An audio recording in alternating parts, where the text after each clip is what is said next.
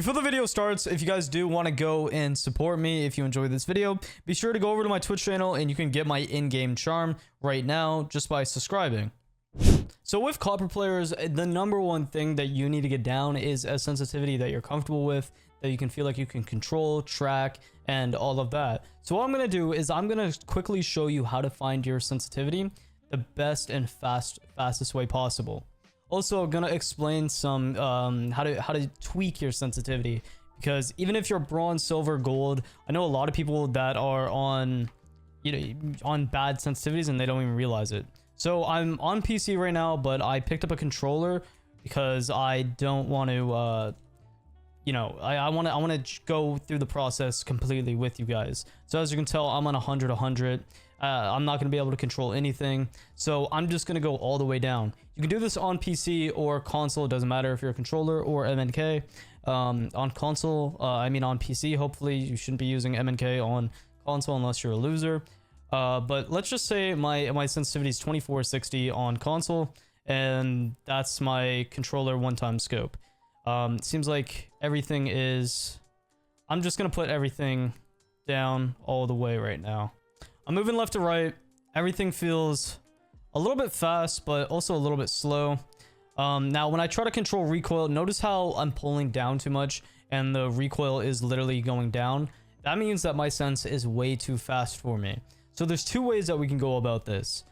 We go back into our sensitivity, and once again, there's two things. There's either vertical sensitivity or ADS. And I can tell right now that my vertical sensitivity is quite slow since it's 24.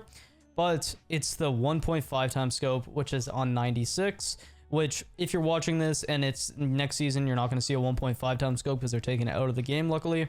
But I'm going to turn it down drastically. I'm also going to be turning down my 1 times scope because you're also going to have to figure that one out yourself. But as you can tell now, it's not bad. It's a lot better than before. But it's still kind of all over the place. So what we're going to do is we're going to go back. So a good rule of thumb, if your sensitivity when you're pulling down and it's popping up, that means your sensitivity is way too slow. But if you're pulling down and it's going way too far down, that means your sensitivity is way too fast. So basically what you need to be doing is trying to fix it by just lowering it and seeing what's comfortable for you. Because controlling recoil is very important, but at the same time, you also need to be able to readjust your crosshair and flick in between enemies if needed to be. But 99% of the time, a lot of your gunfights are just going to be straight on. It's not bad. It's actually like a lot better than the other ones. That was the very first one. That was the second. And yeah. So I'm actually going to try lowering my horizontal down now, because I know my vertical sensitivity is fine, but my horizontal does feel a little bit fast for my liking. So I'm going to turn it down to 50, and this will just make it easier to control horizontal recoil, but it's not going to completely eliminate the recoil. And that's not that bad. Also, I'm going to just sit here and I'm going to see what happens when I load this up, see if I'm able to actually track. Keep in mind, I don't play controller that much, so it's not the best. I'm noticing that I'm having a hard time controlling, like, tracking on this sense. So it could be just the controller, because my hands are really tiny, and I'm playing on a PlayStation controller because it's scuff. That doesn't work on Xbox, and I'm usually on an Xbox controller. But let's just see if I can control this a little bit better. So I'm noticing that when I'm trying to track somebody, if I sit here and I actually try to track the person, that I'm going just over their head, like on the left. See how I'm trying to track the left and it's going in front of them? That means that my ADS sense is too fast. So what we're going to go back into, we're going to go back into the ADS sense, and we're going to turn down the ADS sense a little bit more. Because if you're not able to perfectly track them, then your sensitivity is going to be very inconsistent. So what I'm going to do is I'm going to put it on 39, and let's see how well I can track them. Basically, I'm almost there, as you can tell. Like, I'm almost perfectly tracking him, but it's still a wee bit fast. Now, if you're trying to track and it's right behind like this, that means that your ADS sense is too slow. So we're going to just go ahead and we're going to turn down the ADS sense once again. And sensitivity is all personal preference. So if you go ahead and try, like, you know, let's say Jinxie's sense or whoever. It's all personal preference. So just find your own sensitivity. You can try to use their sensitivity for a good rule of thumb, but it's not the wave. But anyways, let's go back to tracking. So it looks like I almost got this down. It almost seems perfect at the moment, which is honestly what I can work with. Let's see how good I can control recoil. Recoil seems like it's fine, actually. I keep knifing because I got paddles on this scuff, so I'm having to hold my controller weird. So I think this is good. This is good. So just to recap this, guys, if you're struggling with your sensitivity and you're more or less struggling with recoil control, a good rule of thumb, if you're spraying up and while you're holding down, that means that your sensitivity is way too slow. If you're pulling down and it's like that and you're over adjusting, that means your sensitivity is way too fast and you're trying to overcompensate. So you need to have it to the point where you can properly control recoil and also track the enemy that's walking in one of these dummy sessions. But you're gonna probably have to do this with almost every single one of your scopes just to tweak it, unless you want to go for a one-to-one sense, which if you want to know what a one-to-one sense is, ADS, look up online. I should have something on screen that just tells you what one-to-one sense is. And basically what one-to-one sense is it's the same ADS converted across all your ADS. So say that it's 1.0 58 and then it'll be like 93, etc, etc. Hopefully I have it on screen. So that is my tip for the copper, because you guys, it is an FPS game. You guys do need to figure out the basic fundamentals of shooting your gun, because strategy is going to be super hard, and that's what we'll be talking about next. Now, as bronze players, you guys are probably completely confused on how to set up strats, and it's very confusing. But let me explain how to create your own strat. So when you're playing other maps like Coastline or whatever maps you're playing, you can create your own strats that will work in your rank. Every rank is going to be different, so please do not use champion or pro level strats in bronze, because one, your teammates are not going to know what the hell to do, and there's no point in setting up default strats if you personally don't know what the purpose is. So I'm going to explain some common fundamentals when it comes to strats, and let's get into it. So let's take Lair, which is one of the most complicated maps because of how new it is, but it's quite simple actually how to, work around this map. So as you can tell, A-bomb and B-bomb is quite far from one another, but these two connecting sides are actually quite easy to play around with. So a huge no-no is reinforcing off all of this, and then because the main breach is right here. And with every single map, you want to ask yourself, where's the breach? Where are they going to try to open with hard breachers? And if they're not going to bring a hard breacher, how can you extend? Because that's what you have to do on defense. You have to try to contest as much map control as possible and waste as much time for the attackers so they can't set up a comfortable execute on the site and try to get a plant down. So let's say we reinforce these two walls right here, reinforce this wall right here, and then we're going to make a head hole right here. The reason why we're making this head hole is because we're going to play this hallway to contest anybody that's coming in operational. Now, you can get very creative here. If you want, you can get somebody, one of your teammates, to bring a shield and put a shield on this double door just for protection, or you can place it a little farther back and maybe get Jaeger's ADSs or my around right here. So they have to waste utility on your shield to try to take that map control. Do you see basically what I'm doing is you need to try to contest them from taking early map control around site, so it's a lot harder for them to get early map control. Right here, you make head holes as well. You reinforce right here. The reason why you're doing this is because if you reinforce both these walls, then they have only one angle to peek, and that is the double door right here. So the swing potential isn't there, and most of the time you're going to lose that gunfight. But if you have the head holes here, it's just another angle that they have to worry about getting peeked from the head holes right here, the double door, and sight door under the default cam, and then even the long haul right here tucked. Do you notice how we created 5 different contesting points for the attacker to worry about? This is basically what you want to be creating for strats. So we're contesting operational. We have the head holes. We reinforce those 2 walls. And we're gonna make a rotate into this little server area.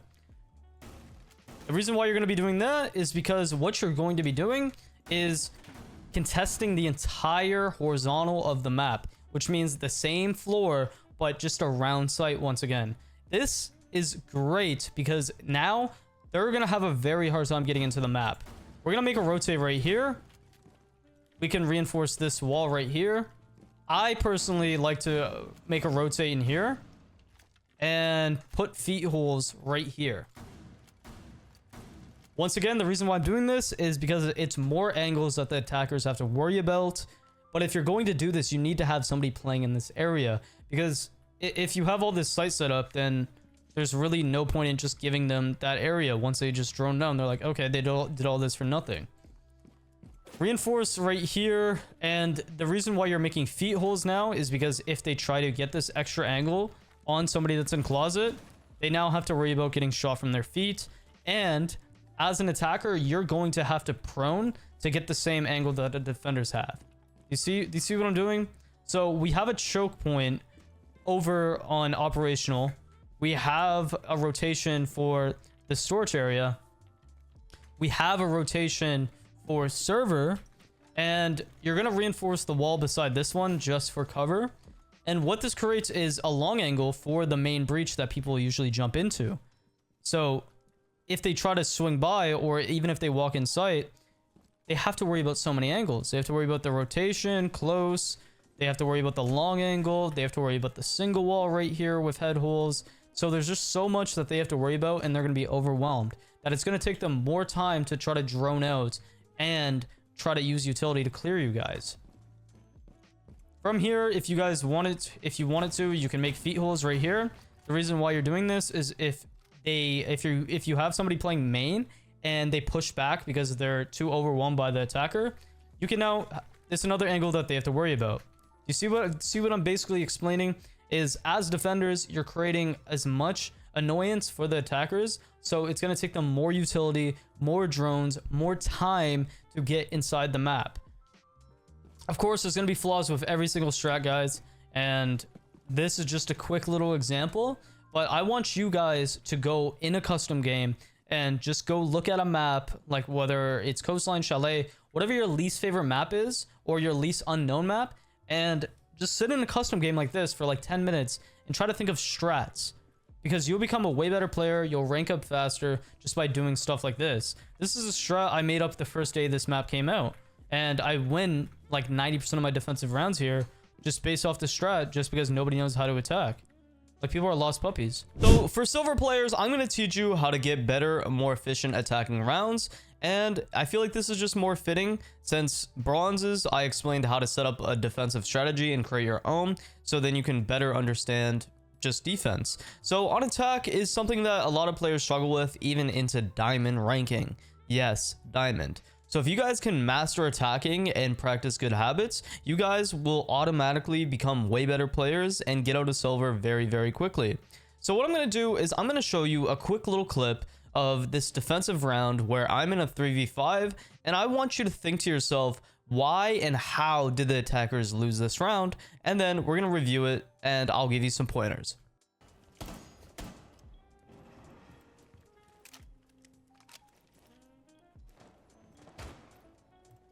Thatcher outside breach. Op 4 found a bomb. You Probably was must defend lit it. bottom warehouse. I don't know where Ash killed this guy from. They're hacking cams. Do I have any cams in sight?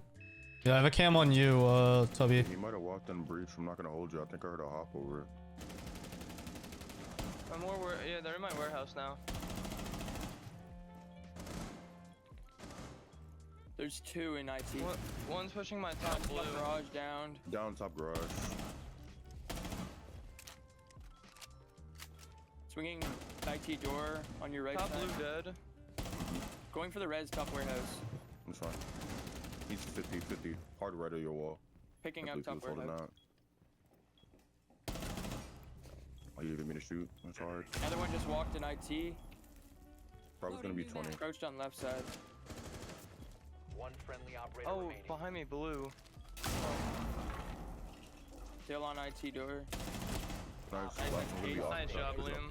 And yes, this surprisingly somehow still happens in champ lobbies, but as you can tell, I'm in a 3v5 scenario on defense, and they have multiple areas of attack, which they open up the main breach in IT, and they have top warehouse. And if you don't know these callouts, that's completely fine, but basically they have all the prominent walls that you need to be opened to get a successful attacking round. But here's the problem. They are all pushing from one exact area, allowing me as a defender to take my ones. If you don't know what taking a one is, it basically means I can take even one-on-one gunfights where there's no refragability, and that's exactly what they're doing. And if you don't know what refrag means, basically it means if I kill an enemy, his teammate's going to be there to swing and get an instant trade-off. None of these kills that I got were there for that instant trade-off. Okay, so right here, I have a blueprint, which I want to just give some examples of what the attackers should have done in that situation, because there was no reason why they should have lost that round when they had a man count of 5v3 and so much map control. So let's say that Valkyrie is right... This is a cute color. This is Valkyrie right here. Right here, sitting on this server rack. This is warehouse, of course, where my cursor is, and this is IT, which is the main wall that people get. As an attacker, here's what they did. They opened up this main breach right here. They took warehouse control very early on, and they had so much control. Here's what they should have done. They shouldn't have had 5 people in warehouse, because there's only a limited amount of angles people can watch before they TK each other or just get in the way. So instead, they should have had one person stay in IT. And if you don't know what IT is, it's this box right here that people always open. Have one body right here. So you would have one person sitting in IT. You would have a second person, maybe top rafters slash like getting close for the head holes to watch any angles from anybody swinging. And then the third person would be the hard breach, which was getting picked up at some point around here, trying to open up this quad wall. The other two can do a unlimited amount of things. For example, this entire area right here was not taken care of. This meeting control, which was right here in meeting hall, was not, there was no presence as an attacker. So what they should have done is 4 and 5, let's say, for the operators, because 1, 2, 3 is right here in warehouse. 4 and 5 should have went ahead and taken meeting. Hopefully one of them would have hard breach device. One of them will just, let's say 4, would just hold the hallway to make sure nobody comes back, flanks, etc. And 5, which hopefully has a hard breach, or if it's the ace that was getting warehouse, he could open up this quad wall and then rotate it all the way around with this person. And 4 or 5, they could have just taken the breach and been with 1 and 2. So they open this breach right here, and then they have so much map control once again. The Valkyrie is going to be stuck on this server pillar, which is me. And that's why, when I was sitting there defending, I was constantly looking for this area for meeting, because I was like, what the heck is happening? Why is nobody, gonna pinch me? Like I need to try to take ones. So basically take this map control and just hold an angle until you can find the Valkyrie and pick Valkyrie off. And then it's a 5v2. A 5v2 is very, very winnable. Like, there should be no reason why you're losing 5v2s when you have all this map control. Trust me, it's possible, but it's very, very rare. But do you see what I mean? Map control is so important, especially surrounding areas. I'm not saying go solo push somewhere else, but you shouldn't be 5-stacking 1 or 2 general areas which already have map control and there's limited amount of angles. Do you see if 4 and 5 is here? It's just going to be like a bunch of sardines just wrapped up. Like, this is a TK waiting to happen if everybody is in this warehouse area. There's too many angles that you just can't, you don't have opportunity to watch because there's too many people here. You know when they say that sometimes there can be too many chefs in a kitchen? It's the same exact concept with this. If you even wanted to, you could have had 4 and 5 maybe instead of going this side, but this side is very prominent. They could have even went blue, because now at least the people that's in this site, there's nowhere they can feel, comfortable watching. And all the utility that attackers have, like flash grenades, smokes, etc. The people that's right here in this blue hall, they could have just smoked off the feet holes that's right here and then they can push up on the door frame, and then they would have another cutoff watching into this site. And then like the Tubby, Tubby, whatever the hell his name is, he is not going to be able to move. He is going to be stuck holding awkward gunfights. Sure, you're going to have an attacker right here around the bomb chassis, but the people that have the head hole on warehouse, they have a direct angle on them. So even though me, Valkyrie, is going to be on the server, I'm going to be forced to try to take the gunfights into IT. And it's going to be hard to take for me to take that gunfight because there's so many angles, because there's, you know, IT, and then there's warehouse head holes. So they should get a refrag, and then at least then it would be a 4v2. Because even if I kill one, it is not worth it because there's still 4 other people up. So my other teammates are basically screwed, and once I get killed, the person that's IT can feel a lot more comfortable, push up, take this map control, and then basically pinch the guy that was in this site. And they don't even need to get a plan at that point because they have so much map control. This game is 100% like chess, guys. So when you attack, don't just walk in a building and do nothing and try to rush. Use your drones, use your utility, and use your brain. Because if you're not trying to think about how you, like, attacking strategies, then you're missing out and you're not going to survive higher ranks. Even if somebody went below where I was and they were like Buck or Ash or something and just made vertical on this soft floor, they could have just cut off all my line of sight and forced me to either drop the hatch and die, or hopefully try to go for that kill and probably lose all my HP, or they would have gotten an easy frag and all of this area is now watched by an attacker. There's limitless amount of things that you can do in Siege. So stop doing these BS default takes that literally end in you losing 90% of your attacking rounds because you suck on attack. Now, I think the most important thing for gold players is playing in a 5-stack or with people in general, whether that's trio queuing, duo queuing, etc., and just playing together and learning new strats together. So for my tip, I want to give you guys a link to my Discord, which is down in the description, to join my Discord, and maybe you'll find some people. Or most importantly, what I want you guys to do is comment down below what platform you're on and try to find people that is willing and has the same mindset to get better at the game.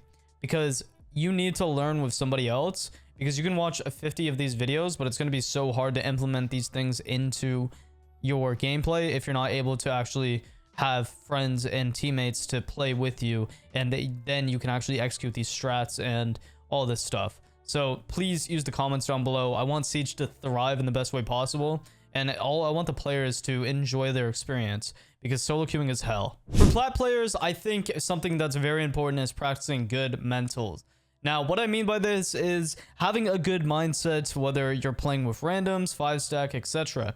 I see a lot of people that say that they've been hard stuck Plat because their teammates literally suck, and no matter how good their KD is, or if they top frag, they lose. And the reality is, even though that can be true in a lot of circumstances, you are the problem. Having that mindset will let you progress as a player. And let's be honest, you guys are sometimes just delusional. This is a sad mindset to have when it comes to anything, because life is hard and that's just how it is. So having that mindset in a video game is such a loser's mentality, and it's going to get you literally nowhere. If you're talking about on console and you're going to blame Zims, I understand that is completely unfair, and Zim players, they do ruin the experience, but I've literally solo queued on a controller on a fresh account to champion. I've had literal games where I dropped 20 kills and lost. It is what it is. It does suck. You put yourself in that situation of having no one to play with because you're not reaching out to people in different platforms like Twitter, TikTok, you know, Twitch comments, Discord, etc. There should be no reason why you're playing alone, and you should never blame your teammates. Unless you're literally playing with your little brother who uses his toes for thumbs. For Emerald players, I would say understanding purpose of attack more importantly than defense. Because a lot of players in this elo will be really good defenders, but they'll absolutely suck when they get on attack. You guys have to realize that the clock is against you, so you need to really use your drones in the best way possible. For example, if you know you're going to entry a certain specific take of the map, either have a pre-place there or have your teammate give a pre-place and actively drone. Also, know the difference between a sound call and a normal call. This is huge. Basically what I mean, if you're giving a call out, say like Flores is top square, or because you have a Valkyrie cam or some type of cam on him that's giving you intel. Now the difference between a sound call is you don't have 100% accuracy of whether or not he's up there. You're just guessing. So this is where you would implement sound call into your sentence. For example, like Flores is top square, sound call. It implies to your teammates that you think you hear him, but you're not 100% sure. And then that will give them the reassurance to swing or not with caution, because you don't know if he's top square. Too many people just give random calls like, yo, Valkyrie's long haul. And then you swing long haul, but then she's actually like bottom of the staircase somewhere. And then you're like, what the heck? And the guy was like, oh, well, I got audio. You have to let your teammates know this. You have to be as descriptive as possible with your callouts. Let your teammates know if they're crouching, standing, proning, etc. Because there's no point in playing this game at this high level if you don't know basic callouts like this. This is gonna sound silly, but start working out. This is a tip that I give almost every single player, because if you want more energy, you want better reaction time, start working out if you don't already. This in itself will also help your aim, help your consistency, reduce anxiety, and so much better health benefits besides just for gaming. But it is a plus when it comes down to gaming. But as a 23-year-old, something I really wish I kept with is working out. Because when I was 17/16, I was working so much that I actually had to stop working out because I was just so exhausted and couldn't balance it with the 8/9 hour days I was having. And I was on my feet that entire time. So once I stopped that type of work and I started doing content creating, I gained a bunch of weight, got super depressed, and I wish I just stayed with it. Now I do have my own home gym, so I have a good balance. But for you guys now, if you're a young teenager, maybe even a young adult, like, best tip I can give you for your long-term health is start working out. Now, if you're a champion watching this video, I just gotta ask why. Like, please let me know. Like, actually, why are you watching this video? Something I would say to a lot of you champ players is start trying new strategies and get wacky and have fun with it. Too many of you guys take this game way too serious, and it's so boring that you let yourself get so burnt out. So try wacky strats, even if they're not the best. Try doing random castle strats. Try using the operators that you don't have a lot of time with, and just enjoy yourself. That's the fun sandbox experience that Siege gives you, which a lot of you guys are just stuck doing default stuff 24/7. So try something new. Now, if you guys enjoyed this video, let me know down in the comments what tip you found was most helpful. And don't be scared to give an additional tip if you're a higher ranked player trying to help newer players, because it's always appreciated, and Siege needs to be a welcoming, wholesome community, especially when it comes to new players. Besides that, guys, thank you so much for watching to the very end, and have a fantastic day.